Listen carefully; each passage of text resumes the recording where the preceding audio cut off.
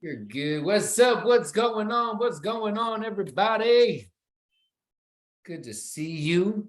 Happy Monday. It's Mindset Monday time. I'm super excited to hang with you for a little bit this evening.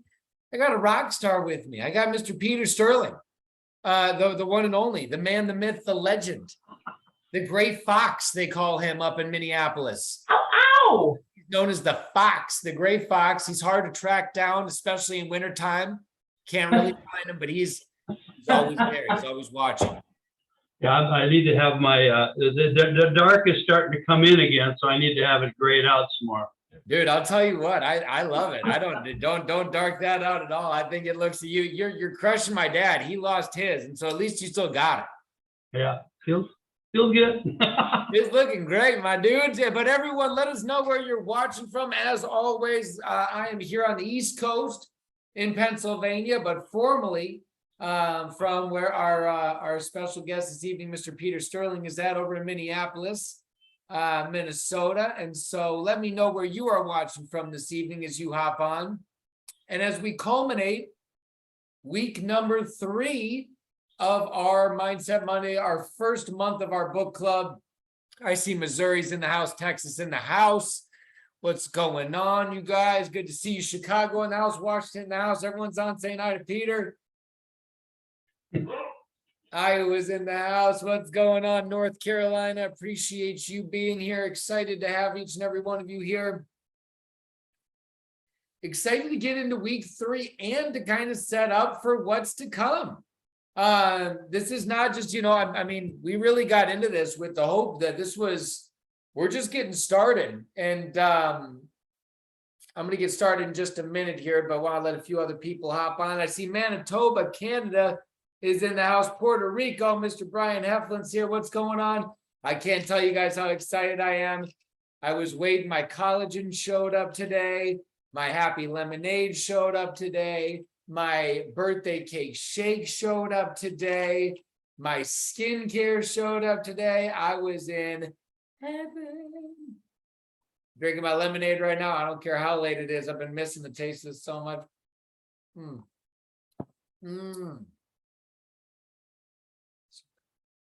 What's going on, Susanna? Happy Monday night to you. Appreciate you being here. And we are going to get started.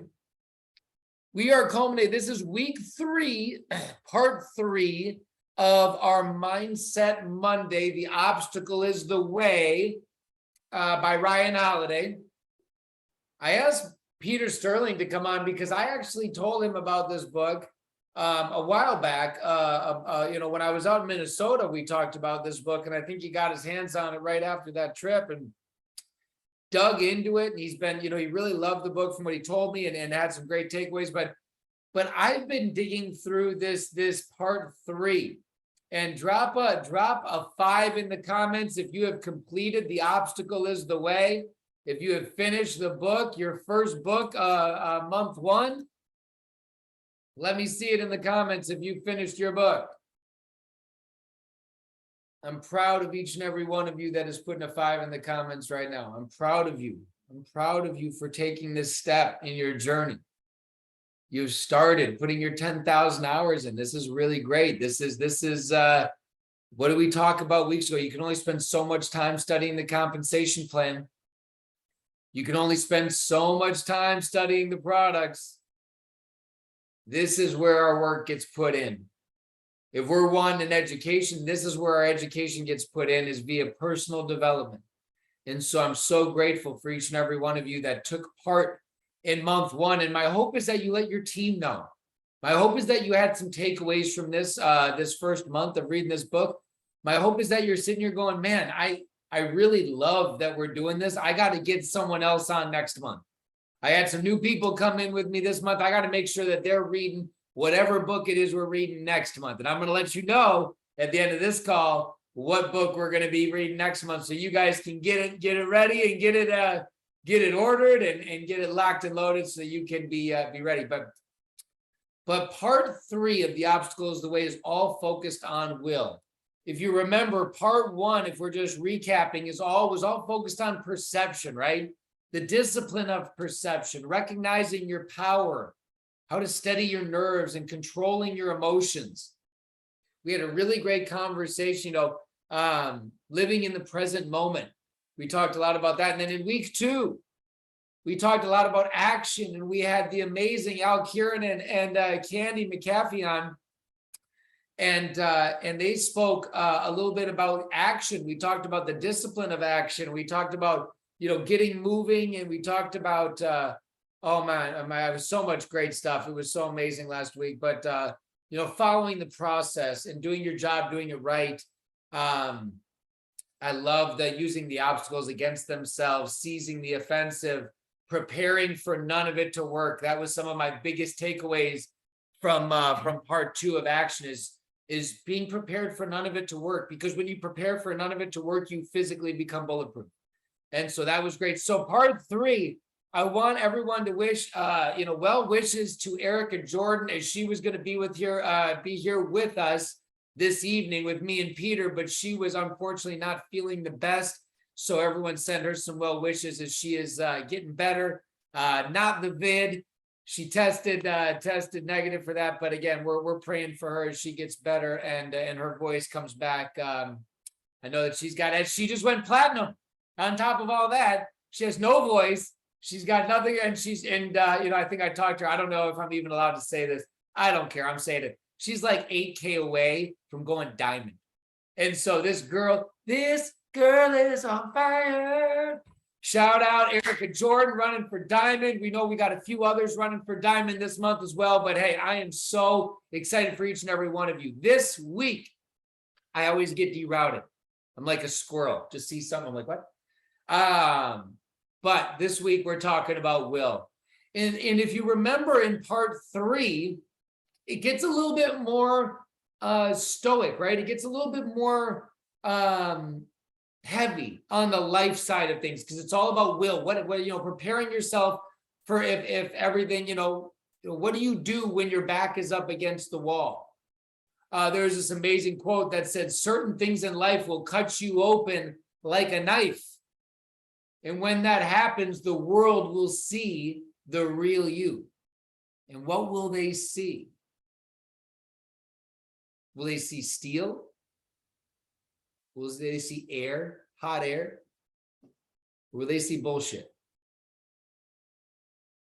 I love that quote, because I think when you talk about the discipline of will, that encapsulates the discipline of will as we get started with this conversation.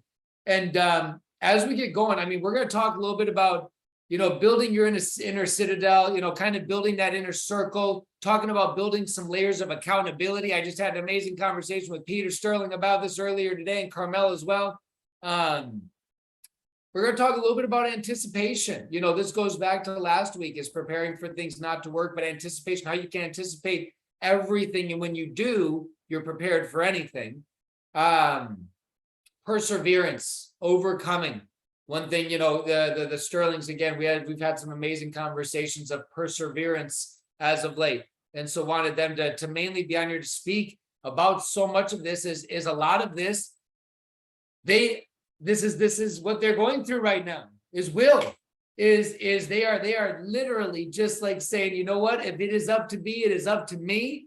And they are putting the work in, and they are, just hearing about the stuff that they are doing on the back end when it comes to personal development and bettering themselves. Like I said, Peter finished this book and went through it again in this book club just to be a part of it with everyone. And so, Peter, tell me a little bit of your thoughts on will and kind of the discipline of will as we get into this chapter. What were some of your thoughts in part 3? Well, first of all, the book itself is amazing, and I was grateful that you were having it this month, because you know what, I tend to blow through books and don't look back, and it's a wonderful opportunity to go back and really dig in. My story is this year I celebrated being 40 years of continuous sobriety, and that was a big obstacle in my life. I was going the wrong direction for sure. But I learned, some things in the program, as far as, it talks about in the book, this too shall pass, those kinds of things. And, that thy will, not my will be done, and those kinds of things that just dovetail with this book. But, I love history. I love the stories of, Teddy Roosevelt, Abraham Lincoln, the Depression, all that stuff. And I know you're probably going to dig into some of this, but, it's about, digging in and focusing on the goal and, like anticipation. I teach karate and self-defense, and you know what? If you're going to be prepared, you need to go through things in your mind, scary things. But what would I do? What if? Go through it, because then if it does happen, you've already done it. So you come out the winner, and that's what's so powerful about the will. And my will, sometimes it gets me into trouble. But when I say, if I put it into God's hands, then I can see the miracle happen. I still got to show up. I still got to do the work. So this book, I love the history of it. I love the references to the Greek and the philosophers and all that, the Stoics, Marcus Aurelius. I mean, it's loaded, and that's what's so cool. It's one of those books that I know I'm going to keep going back to, pulling those quotes out, pulling out now this story, he talks about Teddy Roosevelt and assassination attempts and all his things like that. But I didn't see it here, but I read it, that he literally was shot, so the president of the United States, shot as the president of the United States, and then continued on and gave the speech he was planning on giving. I mean, come on. But that's that being in the moment and just having that will and that wherewithal to just keep going, take another step. And so anyway, this is, I want to read the almost the very end, maybe at the end, or you want me to keep going? Save it for the end, because I want to ask you, tell me what were your thoughts about when you read about Abraham Lincoln, when it came to that piece on depression. That piece hit me, because you look at someone that was looked at as so prolific, as delivering these speeches, as just always having the solution, as always working so hard and kind of being at the forefront of all these movements. Tell me a little bit about, I thought it was really interesting to see someone like that suffered from pretty much crippling depression his whole life, and had bouts of serious depression, and almost immobilized him at times. What was your take on someone that just has the will to even in the face of that? Because I'm not a big fan of the fake it till you make it mentality, but I do like the continually looking for the opportunity and the obstacle. That's what I love about this book, is it's not a fake it till you make it. It's finding the opportunity within the obstacle, right? Right. Well, I mean, in Lincoln's case, he suffered from the depression, and I've had bouts of depression in my life, and it's like, and we talked about that. He just kept getting up again. He kept dusting himself off and going. As opposed to succumbing, which, you succumb to depression, you crawl in bed and pull the covers over and don't get up. And so, and then faced with all the obstacles, I mean, he lost more elections than he won, stuff like that. And then attaining that office, that coveted office, and then the country splits. I mean, what a burden. But yet that's where, there's a saying, I don't know who said it, but some people are born to greatness, others have it thrust upon them. I think it probably was Abraham Lincoln that said that. And that's that grit. That's that thing where, we don't give up. We don't take our eye off the ball. We keep going. It's so inspiring. It's just, I guess you look at things like that and you go, wow, what's so bad in my life? I think that's one of the biggest things. I mean, but we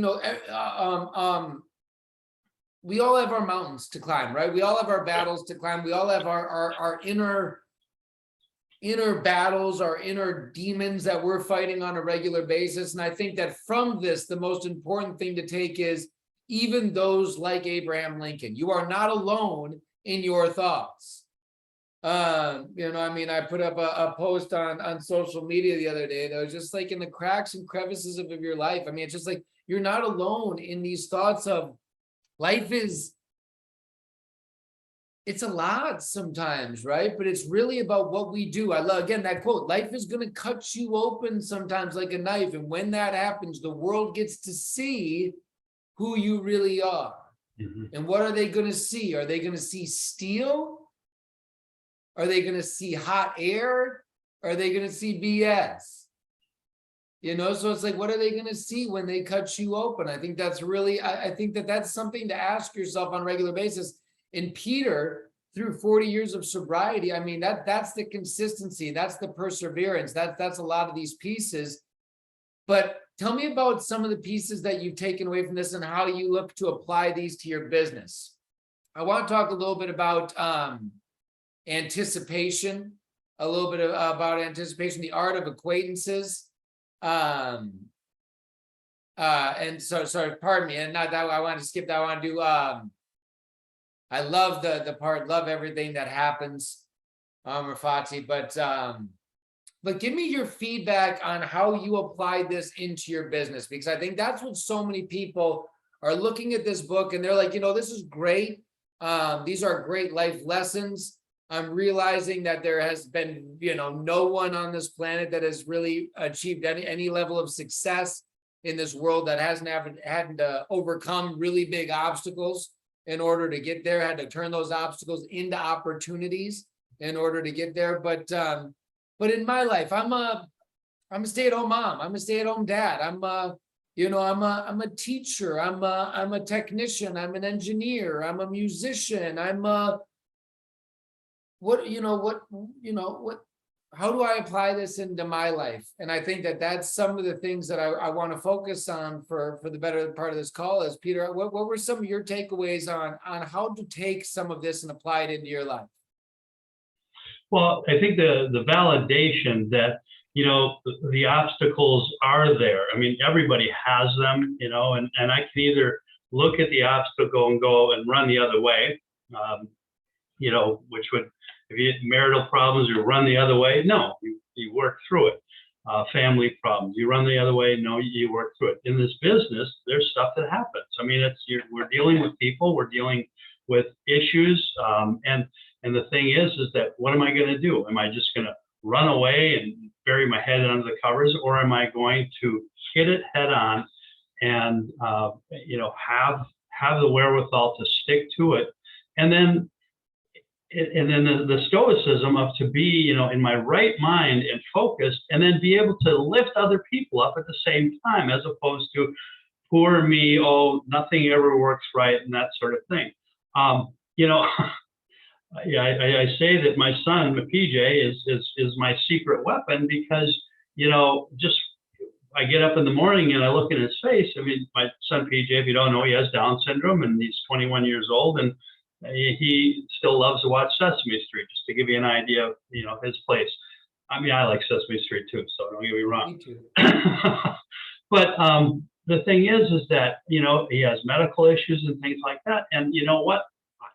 Do I run away? I mean, you know, he has seizures, and it's like, you know, that's an obstacle. And so do I run away from it and say, no, I can't handle it? No, you've got to hit it head on. So it's a validation. But it's also, you know, I mean, there's those sayings in this, you know, this business, you know, that everything worth having is outside of my comfort zone, you know. So, well, okay, that's true. But it's like the obstacle is what's stopping me from being all that I can be. And so when I read things like that, I read Teddy Roosevelt, Abraham Lincoln, you know, the obstacle. See, I think I wrote it down here.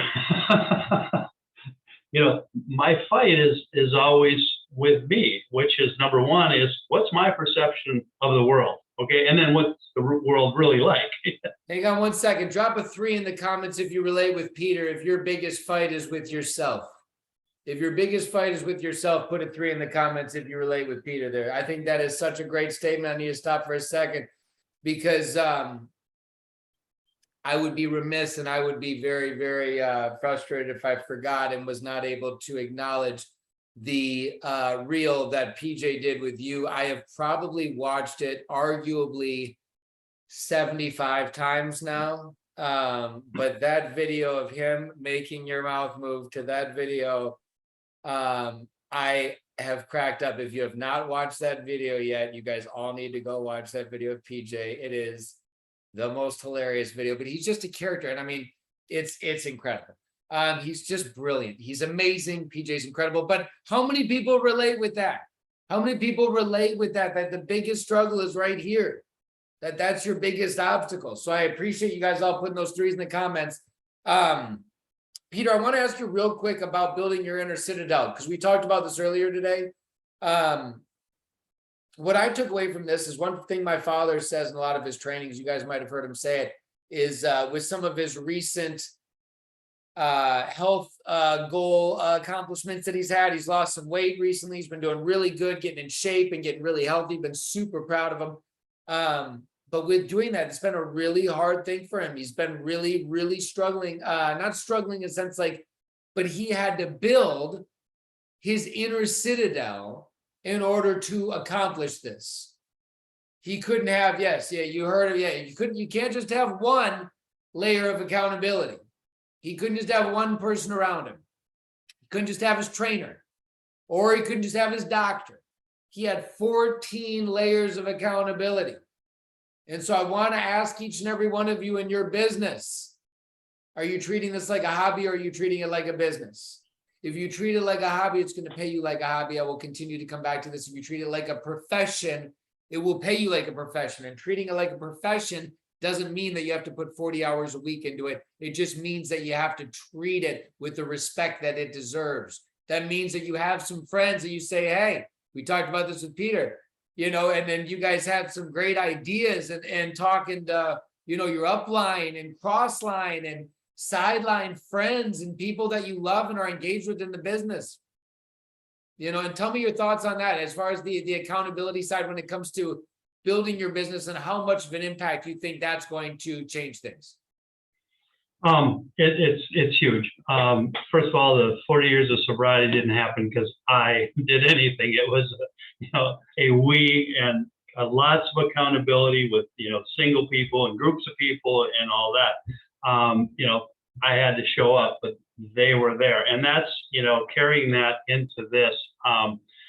It's like one of those things that I've known and I've dabbled in with this business, but when you talked about your dad and 14 layers of accountability, it's like, yeah, right. Okay. Because I can do the work, but I can also do something else because there's a whole bunch of stuff going around, and that accountability piece is huge. And it's not, in some ways it could be like a personal trainer who just drive, that, but it just, the fact that I will pick up the phone or text and say, hey man, today was, a good day, or, and then they will question me on it. And on the front end, what is my activity going to be? Am I reaching out to 10 people today, on a daily basis? And then that consistency, that persistency. I've had to do a lot of things in starting my day that are absolutely in place, and I can't not do them now, but it took a while to do that. And that's, it came from accountability, the citadel piece of building up that place where, here I am, I've got people around me who, they're lifting me up, standing on the shoulders of giants and all that stuff. But again, I have to reach out to those people and say, hey, I want you to hold me accountable. And that's it's like, I've known about it for years. I've done it. And yet, it's like, I get stuck into the, I got to do this and I got to do that. No, I just got to set that up. And it's such a powerful, powerful thing. It's huge. And one thing I saw someone put in the comments is, he actually said to the whole world, he told the whole world. And this is what I want to say about that is, yes, he does. My father lives and has taught me my whole life a very simple principle. Whenever you want to do anything in life, you say yes, you tell the world, and you figure it out. But some people are different. And I'll be honest, some of you could make a big statement on like that to Facebook, but you don't care. You don't care about what people, you could You could say, I'm gonna go recruit 100 people this month. No one's gonna hold you accountable in your Facebook page. No one's like, you don't. And so, I mean, but it might be different, if you had 5 million followers, if 5 million people were following you and you said that to 5 million people that were watching you every single day, but a lot of you aren't in the place where you're like building this big social media brand where when you make some big emphatic statement on social media, say yes to your children, say yes to your parents, say yes to your best friend, say yes to your aunts and uncles, say yes to your nieces and nephews. Go tell them what you're going to do. Make it uncomfortable at your next holiday if you don't do what you say you're going to do at your next family gathering. My dad said yes to the whole world because he's accountable to the whole world every single day for all the value that he brings to them on a regular basis.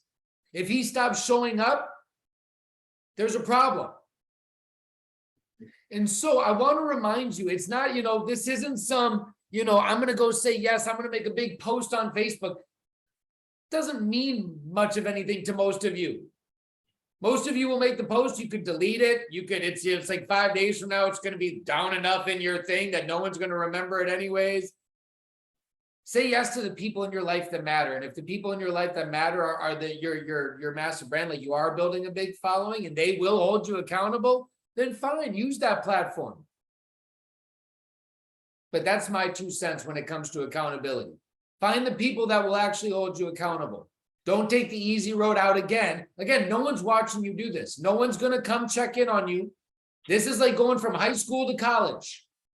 Going from a job to an entrepreneur is like going from high school to college. They're going to walk you through everything in high school. They're going to make sure you get to class on time in high school. In college, they're like, we got your money. We don't care. Show up or not. I don't care. Entrepreneurs are like, we're not here to push you up the hill. You gotta push yourself up the hill. And so there's PJ. There he is. But yeah, so again, I think that it's and I know you want to keep yourself accountable, Hope, but it's really important. It would be easier to keep yourself accountable when you add some layers of accountability around you. When you get some people around you, and it also makes it a lot harder.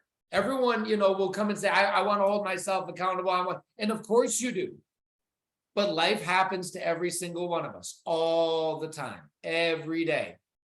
And what is a quick little thing that you're like, oh, I'll get back to it. You don't get back to it that night. And then it becomes tomorrow. And then tomorrow you've already got a busy day. So you're not going to be able to fit in tomorrow what you didn't get to yesterday or the day before. So you're behind. So yes, so this is, I'm glad that someone liked that high school to college analogy. It just came to me while I was speaking. So many little analogies come to me. I'm going to need to write that down if someone liked it. It might. That's a good one. Okay. Hey, and one thing about just holding myself accountable is I can talk myself out of it. Every day it can be a different thing because, I can't hold myself accountable. I mean, I'm just, BSing myself if I think I can do that because, today I'm going to do it, but tomorrow, it might not, I got stuff to do, so and make myself accountable for that daily activity. Not just, I'm going to go, grand poobah by the end of the year, those kind of big goals, which, we have them, but, how do you get there? One step at a time. And that's so powerful. The next thing I want to talk about with you, Peter, is perseverance. And I want to speak openly, if I'm okay to speak openly here. Peter and Carmela have been with this company for a while now. Pretty much since the beginning of this company, they have been here rocking and rolling. They've enjoyed some incredible ups, but they've also had some downs. And they are on what will now be their 4th rebuild in this company. I want to speak to that because I was talking to them earlier and we had a really amazing conversation. I said, who else had to do 4 rebuilds? I said, it's really funny that you say 4 rebuilds because who else had to do 4 rebuilds? And you know what his rebuilds look like? It was Eric Worre, by the way. My father had to do 4 rebuilds. You know what his rebuilds look like? His rebuilds look like bankruptcy. They look like, well, I mean, on the verge of bankruptcy. They look like millions of dollars owed to the IRS. They look like selling a $5 million house, moving into a shack on the in a very different neighborhood. His downfalls look like losing his best friends and divorce. His downfalls were hardcore. But guess what? When he stood up the 5th time, if any of you follow him on social media, he just took my son, his grandson, on the inaugural flight in his G550 new plane, flew from Vegas to Minnesota. They're in Minnesota right now, hanging up in Brainerd with some family at a cabin. They're taking the plane from there to France to go live on a yacht for 2 months in the south of France. So it's like what I told Peter and Carmela Sterling. I don't say that to impress you. It's to press upon you what can happen when you get knocked down, you decide to stand up one more time. Some of you haven't even really been knocked down yet. But I want you to know that when that moment comes, that moment is there to set you up for something better. That moment is set you up there to test your will. When you get cut open, when someone says, hey, this isn't for me, you're stupid, I want to go over there, I'm going to this company, or I don't like this, or I don't, whatever. You get cut open, what is shown underneath? That is an important concept. Perseverance. And Peter, I want you to talk about that a little bit, because I think you and Carmela have such unbelievable perseverance. And in the wake of this, I mean, you've got amazing things happening in your organization right now. You've got great people on your team. And I think that it's just, you guys are, I mean, just so everyone knows on the call, they're prepping for a big 90-day run. They've got a lot of amazing things lined up right now. But as they get ready for this run, it's like, sometimes you get that question, like, can we do it one more time? And I think that every once in a while, you need that message of perseverance, that message of what happens when you get up one more time. And it's like everything is waiting on the other side of that. And so, Peter, if you wouldn't mind speaking a little bit on perseverance, brother. Sure. Yeah, it's, again, getting up one more time. We had, a couple of diamond legs leave a couple of years ago. And it's like, you go, what's going on? Here's what's beautiful about it is that because of the mentorship I've had and the leadership, that I've had, Taylor, you've been so amazing. And of course your dad, is that we really, we don't look outside and go, well, it's because of this, or it's the economy, or it's that. It's like, okay, what do we need to do to make it happen? Again, and it always comes back to us. It's not, oh, well, if we go over here, it'll be better, or, all that. No, it's about, what do I need to change in me and myself to make this happen? And, like this book club, it's been great because, again, everybody here that's been listening to this and reading this book, we're all lockstep. We understand about obstacles and how if we persevere, wonderful things happen. I love your dad's story, and we identify with the bankruptcy and how losing the house. It was only $2 million house, but I mean, those, and so we have those obstacles. But if we keep blaming outside of ourselves, then we don't persevere. We just fold in and go, oh, and then we just become the people that are just, complaining on social media or whatever, and oh, if only this would change. Oh, no, it's about me and what do I need to do today to get where I want to go. And that's perseverance. And then it doesn't matter. You get knocked down. Of course, you're going to get knocked down. Everybody gets knocked down. I'm not the Lone Ranger that I've had obstacles. Everybody has them. But what are you going to do with that information? What are you going to learn from that? And that's, the key. They talk about the definition of insanity, doing the same thing over and over again, expecting different results. So that's the part, that's the learning part, and to having good mentorship and reading new books and reading from people who are where you want to be. And, you talked to us when you were here about, limiting who can speak into my life, because I don't want to let, everybody, to just keep, throwing in their negative stuff and, read the newspaper and, find out. No, I want people speaking in my life who care about me, who will hold me accountable and are uplifting. They're not pounding me down like this. They're like, come on, you can do it. You can do it. They're in my corner. So who are those people? And I have those people in my life. That's what's really awesome. And so again, listening to those people. What did I just read this the other day about Ronald Reagan and how he you know, when he was a little kid, he wanted to play football. And oh, you can't play football. You're too little and scrawny, and you know. But they said, but he ended up playing football. How do you? Because he listened to the people who believed in him and believed he could play football. And throughout his whole career becoming president of the United States, he listened to the people who lifted him up and believed in him. And so we have obstacles, we get things in our way, and then what are we going to do with that? Are we going to succumb and listen to the naysayers and negatively, oh, that never works, those kinds of things don't work? Or are we going to listen to the people who are successful, like your dad, like yourself, and go, yes? So yep, I mean, it's one of my favorite things. I mean, I'm not coined for many quotes yet at this stage of my life, but one thing that I'm very happy to have really kind of wrapped around is this, you know, this idea that the most expensive real estate you will ever own in your entire life is your mental and emotional real estate. And that is real estate that we far too often are giving away so freely. If some, you know, if a homeless person or some, you know, not to be crass, but whatever, some crazy person on the side of the street is, you know, screaming at you, saying you're ugly as you walk by, there are some people that would like mess them up. I've talked to people and they're like, you're right, that would mess me up for the rest of the day. I would be like, why did they say that? Why did they, am I ugly? Like, oh my gosh, like that would mess some people up. This real estate right here is the most expensive real estate you will ever own, and who you dole it out to, who you parcel it up and allow to access it, be very careful of that.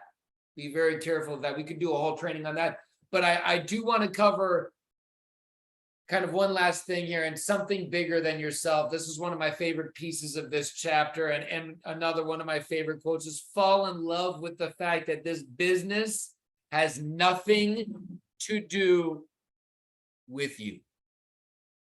Fall in love with it. Fall in love with the fact that this business has nothing to do with you. It has everything to do with the ability that you have to solve problems in other people's lives. It's not about you. Your testimonials are great, and you can talk about them when people have gotten involved. But sitting and selling your product all day via your testimonial is inserting a solution into someone else's life. Unless they have presented that problem, it's falsely presented. You're just a salesperson then pitching a product. At the end of the day, we talk about falling in love with being problem solvers, speaking less. And I think that something bigger than yourself, when we realize here at the Happy Co that we are in so many ways part of something so much bigger than ourselves, that we are genuinely the creators of CEOs. We are the creators of independent businesses. We are the creators of giving those stay-at-home moms and dads that are, you know, stay-at-home dads and moms and dads everywhere that are working full-time, that are working multiple jobs, that are doing whatever they might be doing, a chance at freedom, true financial freedom. These products are incredible. Put a 5 in the comments if you are just loving that Happy Collagen. Hello. It's pretty amazing, and I'm excited to see all of your before and after pictures. But I just love the fact that these products, they'll speak for themselves. They don't need you speaking for them. You know who needs you speaking for them? There's all these people out there. They need the relationships built.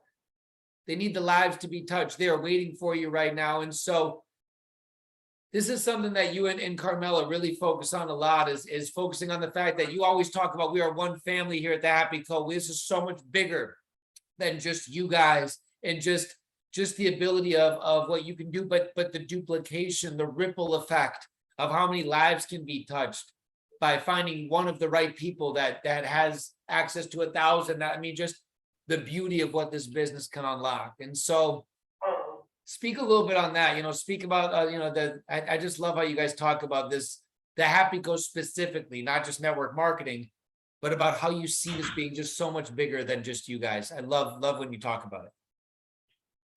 Well, yeah, first of all, it does, we got to get outside of myself and get out of the way, and then, authentically go out and, be interested in people. I mean, and talk to them, not have it in my back pocket, okay, all right, when am I going to throw out the sample, but to just authentically ask people questions.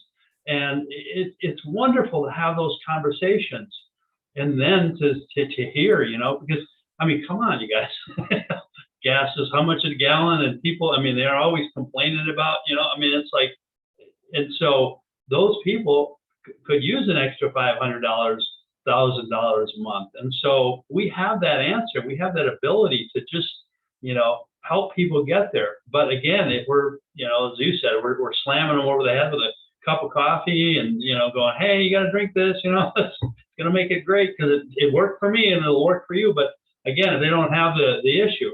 And so, just asking those caring questions, those loving questions. I had a friend of mine who's a spiritual mentor. He died, passed away a couple of years ago, but, he always just say, what's God's will for my life? To be a better lover. And he, that always got people's attention, but, to love people better. I mean, that's what it's all about. And so what we have is we have an arsenal of solutions, as you said. And Yes. So to just go out and just have those caring conversations and, empathize with people, you see them, you go to the grocery store, you see people just like, and to, hey, how are you doing? And A things loving like that. detective, right? Like, what do we like? You're just a detective in search of love. That is like, you're looking to like lovingly reach out and ask people questions until you identify something that they present as a problem in your life. What do we, like you just said, the Happy Coach is a solution to 1,000 different problems out there, but you can't magically just know with everyone in your life what solution it's going to be until you ask enough questions to identify where you can offer that solution in their life.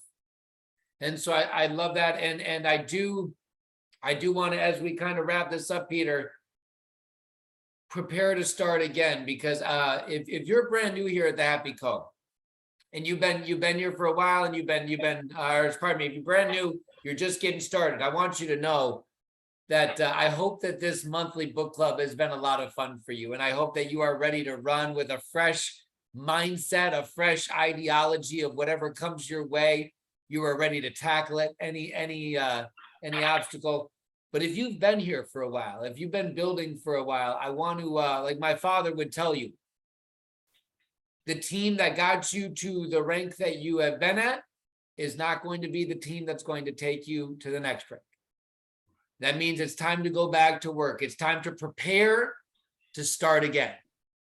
It's time to prepare to start again. Put a 5 in the comments if you are prepared to start again. If you are ready to go back and start running again. If you are ready to say that I love my team, I love my organization, I love my community, but I want to go create a whole new one. I love everyone in my team. I love the organization that we got. All my besties are in here. What I want to go do is go create another one. Prepare to start again. I was talking to Erica Jordan earlier today, and I said, you stay out of manager mode as long as you physically possibly can. You stay into producer mode. You keep running. If I see you doing 10 coffee chats a week, I'm going to fly to your hometown. I'm going to whoop you. I said, like, you better just, you get in producer mode. This is not time to manage. This is time to run. You got so much going right now. Let's keep the Jets going. So that's what I'm going to encourage each and every one of you is stay in producer mode. Prepare to start again. Tell your team, I love you. but try and catch me because I'm running for the next month. Anyone that outruns me, I've got a little surprise for you or something. Find a way to make it creative with the team that you got, to make sure that they're not left out and they're feeling like they're not a part of it. Challenge them.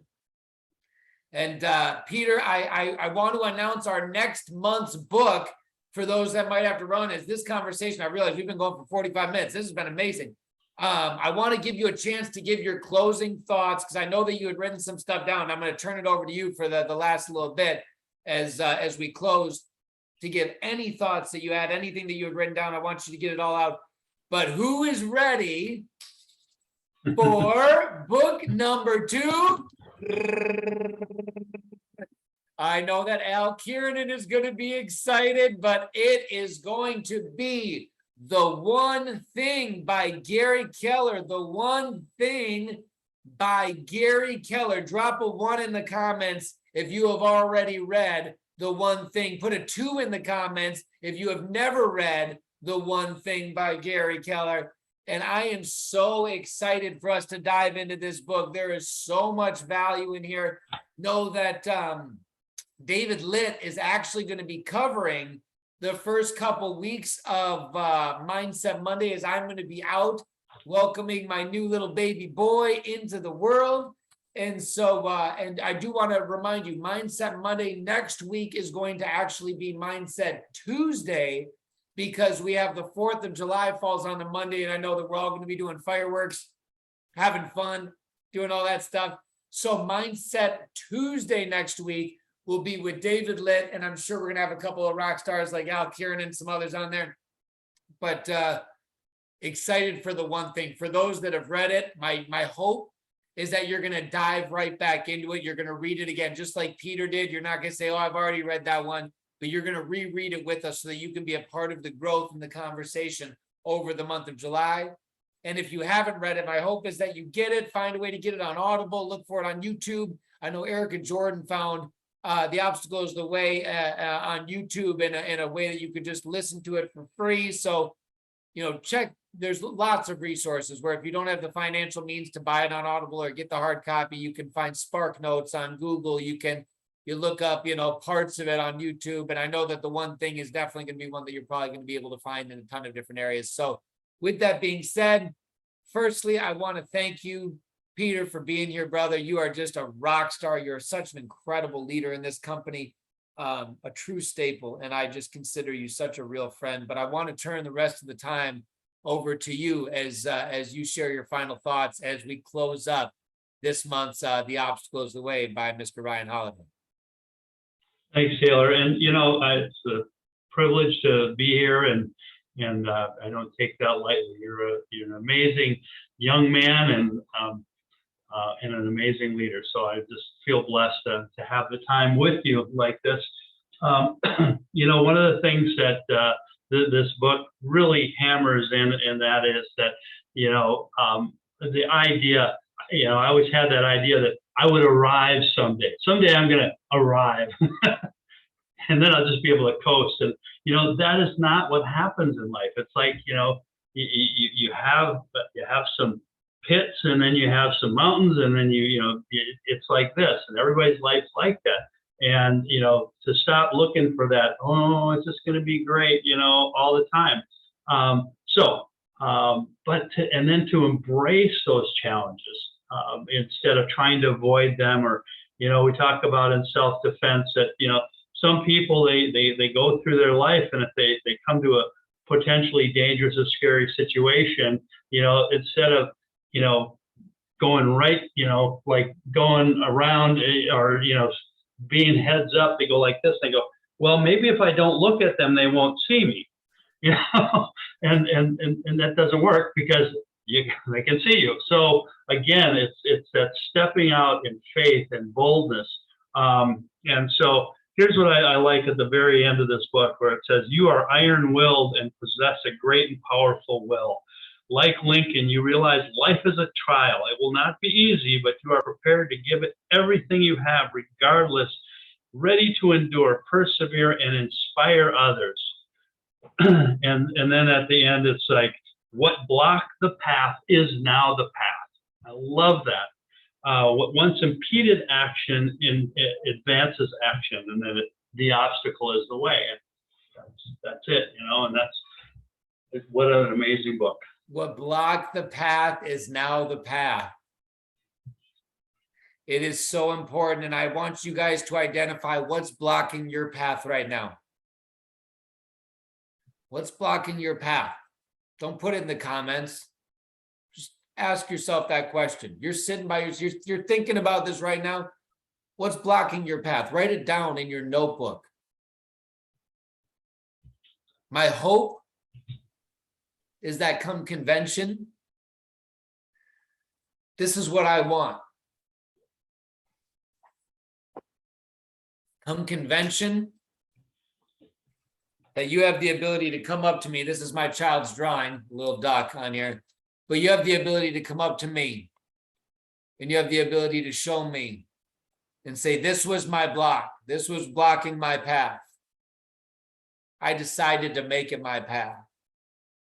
I want to be able to sign that notebook of something that you wrote down tonight. I want to sign it at convention. Because this doesn't happen overnight, ladies and gentlemen. You don't just decide, like Peter, he didn't just decide to be sober for 40 years. It was every single day, a decision every single day. When he didn't want to, when he wanted to, when it was cold out, when it was rainy out, when he was in a shitty mood, when he was really sad, when he was really angry, he did it every day.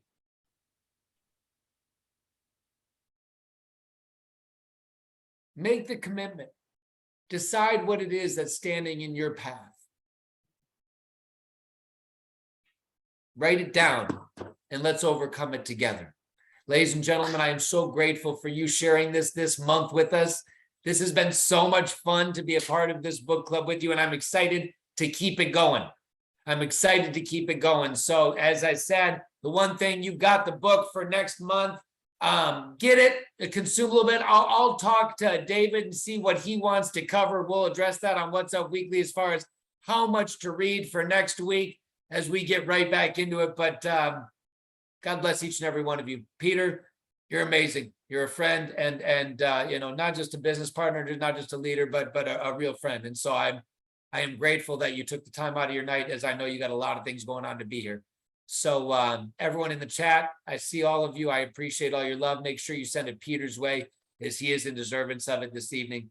And hope all of you, again, have a blessed evening. I look forward to seeing you on our What's Up Weekly this Wednesday. We have an incredible opportunity Zoom with the amazing Gabrielle Merrill this Thursday night. So get ready for that. And with that, we're going to sign off for now. Until we see you next time. God bless. Bye.